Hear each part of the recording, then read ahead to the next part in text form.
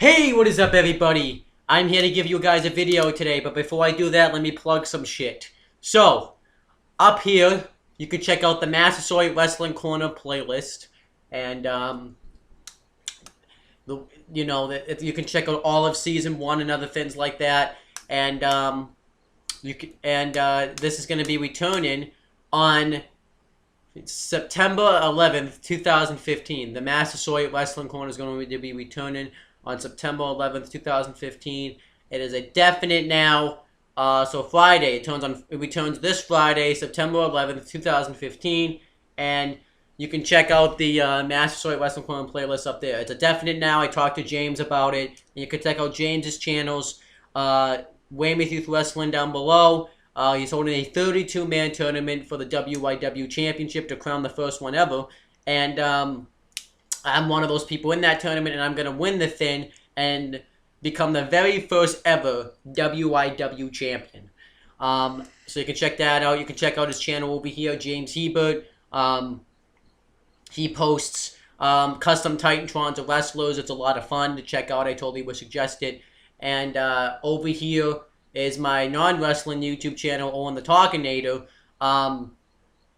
And I talk about non-wrestling things there. And somewhere in this video, I'll put in the annotations, you can check out my CM Brothers channel where I talk about both wrestling and non-wrestling things. So you guys can check all that stuff out. The reason why I'm saying this in the beginning is because I am going to be reading this book. I already read the first chapter. It's the WWE Championship book, a look back at the rich history of the WWE Championship. I'm going to be reading this book. I'm going to be reading, I read the introduction last one, now I'm going to read chapter 1.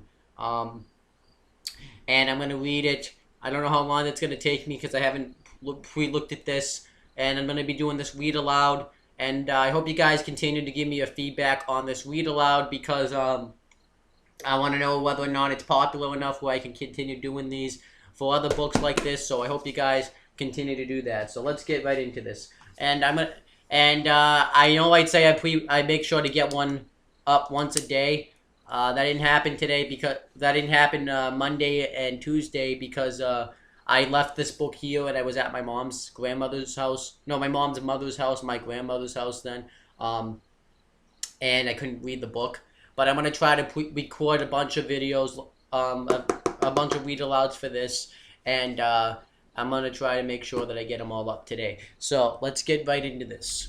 I should have grabbed a drink before I started this, but let me just make sure in case this is pre-recorded. This video is being recorded on September 9th, 2015, and right now it's 2:53 p.m. It just turned 2:53 p.m. by the way, so that's cool. So now that I've gotten this, let's continue with this. So I've already plugged all the stuff, so I'm not going to do that at the end because I'll probably be too tired from reading this book. So let's get right into it. And I'll try to make sure I read slow. I read slow anyway, so this is chapter 1. And this is called NorthEast Supremacy. This is the name of the chapter, so let's get right into it. There are only a handful of matches that sports entertainment historians regularly point to as the most pivotal performances in WWE history. No, WWE Championship history, I'm sorry. I always fuck up with my words, so I'm not the best reader, so.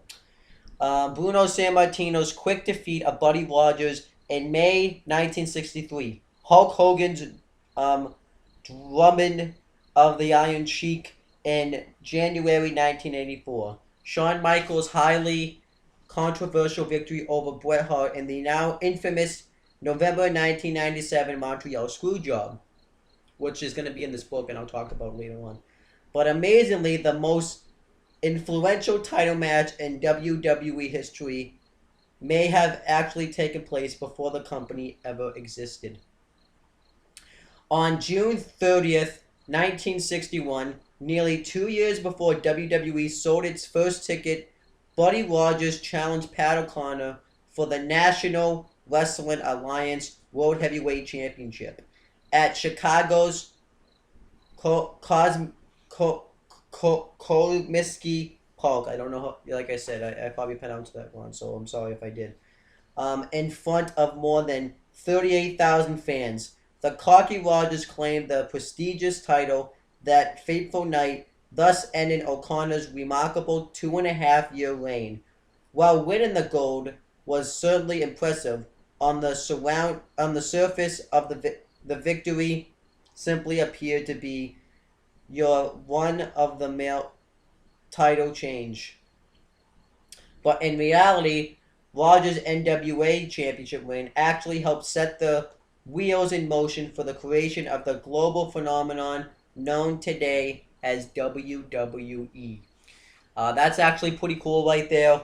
I'm actually glad to know that in the NWA, which is what National Wrestling Alliance stands for, in the NWA, Buddy Rogers ended up beating Pat O'Connor. That was pretty cool. So this has happened before the WWE Championship was even created, and I like how they know that because I feel like that's going to get used later on in this book.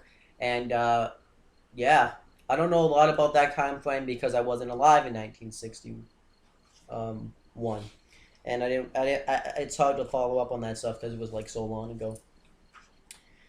To fully comprehend how Buddy Rogers' victory eventually resulted in the formation of WWE, it is important to understand how the NorthEast wrestling territory was operated during this time, and most important, Vincent J. McMahon's rise to power within the region and his subsequent use of Rogers.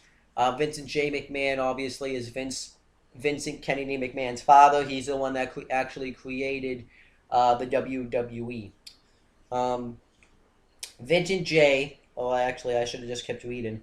Vincent J., the father of current WWE chairman Vincent K. McMahon, grew up in and around the business of boxing and wrestling. As the son of popular promoter Jess McMahon, he was offered a first-hand education that other promoters could only dream of obtaining. The behind-the-scenes access into wrestling world's inner workings helped capulate Vincent J. Into a very prominent position at a relatively young age. At just 20 years old, he began preparing his own fights out of Hempstead, New York, in 1935. But before he could make a serious name for himself within the NorthEast territory, the up-and-coming promoter was shipped to North Carolina to serve in the United States Coast Guard during World War II. The move set McMahon's professional career back several years, but he refused to let it permanently derail his dream. So obviously, when you get called to go to war, you have to go. You don't really have an option. So that's pretty much what happened for Vince there. And I think that's pretty cool. And I actually was cool that he actually promoted his own fights and that he was in boxing and that he got to be around the business, because if he wasn't around that business, maybe the WWE wouldn't have existed. And obviously, we know Vincent J. McMahon survived World War II because the WWE is a thing. When the time came for McMahon to get back into the business, the New York territory was already under the control of successful promoter Joseph Toots Mond. I don't know how to say his last name, so this forced McMahon to take his passion for the squared circle elsewhere. He eventually landed in Washington, D.C., where he began managing Turner's area, a dilapidated old building once owned by former middle heavyweight wrestling champion William Joe Turner. Over the next 4 years, McMahon promoted concerts and weekly wrestling events out of Turner's arena before eventually buying the facility outright in December 1952. And over here, by the way, I should mention that Pat O'Connor, I don't know if you can see it, Pat O'Connor's on the left over here. It says right here, Pat O'Connor left, and I don't know who that is. I guess that's the referee, but he at that time was the NWA World Champion. because I'm going to say that now because I'm about to move on to the next page. Now with an established arena as part of his portfolio, McMahon went right into work creating his own wrestling company. And on January 7th, 1953, he put on his first show under the Capital Wrestling Corporation banner. Like most startups, Capital Wrestling experienced its fair share of uncertainty in the beginning, but the company's fortunes eventually solidified when McMahon embraced the power of television and a new media that many promoters didn't necessarily understand at the time. And obviously, I'm not going to say it now, but in this book, the Capital Wrestling Corporation is obviously going to end up being something big. Let me continue. On January 5th, 1956, McMahon aired the first ever Capital Wrestling television program. The show was an instant hit, and within 6 months, Capital Wrestling was in high demand as far north as the coveted New York market. This was the opening McMahon needed. With Joe Mondit, New York's chief promoter, temporarily sidelined, he was able to promote his product as famed Madison Square Garden. So that's pretty cool right there. I'm going to continue. Capital Wrestling proved very popular with the MSG fans. MSG stands for Madison Square Garden, which infuriated Mont. But once the public got a taste of McMahon's company, there was very little anybody could do to stop the momentum coming from the nation's capital. And by 1960, McMahon had emerged as the clear victor of the battle for the Northeast. So this was obviously when they were doing the Northeast versus Northwest. They wanted to own the territories, and that's what Vince was doing right there. And I actually knew that the WWE started in 1953, but I actually had completely forgotten about that. It was not originally called WWWF, which stands for Worldwide Wrestling Federation. It was actually, I didn't know, I forgot it was called Capital Wrestling Corporation. I completely had forgotten about that. Continuing. Following the fight for Northeast supremacy, McMahon shocked the wrestling world when he welcomed former adversary Toots Mont into Capital Wrestling as a partner. Together, the duo accomplished countless successes, but none were as important as the acquisition of Buddy Rogers.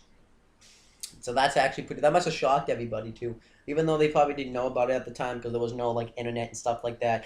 But that must have been pretty shocking for some people because they were technically in competition with each other, trying to take over the territories. And obviously, the signing of Buddy Rogers is going to be very important and very big to Capital Wrestling Corporation eventually down the line. At the time, the original Nature Boy was regarded as one of the greatest wrestlers in the world, complete with more than 40 championship reigns from promotions all over North America. He was also one of the most hated, largely due to the arrogant aura he admitted while competing in the ring. But despite his less than favorable personality, Rogers had a knack for drawing sellout crowds wherever he went. And once McMahon and Mont assumed his booking rights, those sellout crowds became their sellout crowds. Yeah, actually, yeah. I thought at first I screwed up. As the duo booked the majority of his matches to take place in their Northeast territory. So that's pretty cool about Buddy Rogers, is that he ended up getting heat. He actually was known for getting heat. And he actually was the original Nature Boy. He was the original Nature Boy. First, it was Buddy Rogers. He was the first Nature Boy, obviously. So that was pretty cool. So then, continuing, in June 1961, Capital Wrestling joined forces with Chicago's Fred Kohler to promote the historic encounter that saw Rogers and Pat O'Connor's epic reign as NWA champion. NWA promoters nationwide saw Rogers' win as a golden opportunity to bring wrestling's biggest draw to their territories, as it was commonplace during this period for the NWA champion to travel from promotion to promotion, defending the title. Which is obviously true. I bet that made people want to go to that territory because the champion was wrestling on that show, and that was like a big match at the time. And that's what obviously Fred Kohler was thinking, because he wanted. I think he also wanted to make sure he won because he was probably part of that battle for the territories back in that time, and he wanted to make sure he won. So that way, but it's going to get interesting. But McMahon and Mont saw things differently. Utilizing their booking power over Rogers, they scheduled nearly all of the champs matches to take place in their territory. In fact, from March 1961 to May 1963, Rogers main evented 23 of the 26 MSG events put on by Capitol Wrestling. As a result of this unusual protective style of booking, legendary names such as Stu Hart, Jim Crockett, and Don Owen were deprived of the chance to promote championship matches in their territories. Unfortunately for them, there was very little they could do to better their situation. Instead, they were practically forced to stand by idly, I don't know what that word says, as Capitol Wrestling got rich off of Rogers' NWA championship reign. And McMahon and Mont wanted obviously to win that war. And then they couldn't, people like Stu Hart and Jim Crockett and Don Owens wanted to promote and make sure that happened, but it's obviously not how it happened. Last paragraph here, I'm just going to say that. Having had enough, the other promoters within the NWA eventually decided that Rogers defending the title almost exclusively in the Northwest was no longer acceptable. They banded together in the search for an adversary lofty enough to unseat the Nature Boy. In the end, they reached out to the great Lou Thesz, who agreed to come out of retirement for another opportunity at the title he had proudly held 4 times prior. Much to the joy of every wrestler promoter outside of the Northwest, Thesz was able to dethrone Rogers in Toronto on January 14th, 1963. By this time, though, Buddy Rogers and Capitol Wrestling had outgrown the NWA. During Rogers' 19 months as the titleist, I think that means the champion, Capitol Wrestling used its unique stranglehold on the NWA title to help solidify itself as the preeminent wrestling company in the nation. Regularly sell out MSG and produce the most popular wrestling product on television. The title was no longer theirs, but the attention of the ticket purchasing public certainly was. And then that was it there. I just thought of something. There's no picture. So that was chapter 1 of the first book, and I think that's pretty cool that they had that territory and that Capitol Wrestling was trying to take the title, which was a smart move, obviously, because then if the NWA title was being defended under their territory, everybody's going to want to go see him, and that's what happened. Everybody wanted to see Buddy Rogers defend his NWA championship, and they ended up obviously losing because Lou Thesz ended up winning the NWA championship, but it was still a cool moment, and that was cool to hear about. And yeah, so WWE, it wasn't WWE at first, it wasn't WWF, it was stands for World Wrestling Federation, World Wrestling Entertainment is what WWE stands for. It wasn't WWF, it was Capitol Wrestling. And, they were like the most popular thing that came in at first. And the other territories like the Jim Crockett's and Stu Hart's and Don Owens and other things like that were struggling because of the success of Capitol Wrestling. And I think that was pretty cool. And that was a cool chapter to read about. And they're probably telling us this because they have to know why they have probably had to crown like a new champion at first. And I'll get to who's the new champion in the next few videos. But that's pretty much it for this video. You can subscribe to my channel down below and check out, like the Massasoit Wrestling Corner that I just talked about. The return date is on September 11th, 2015. And I'm going to end off this video, but I'm going to be coming back with other videos, and that's pretty much it, guys. Talk to you later.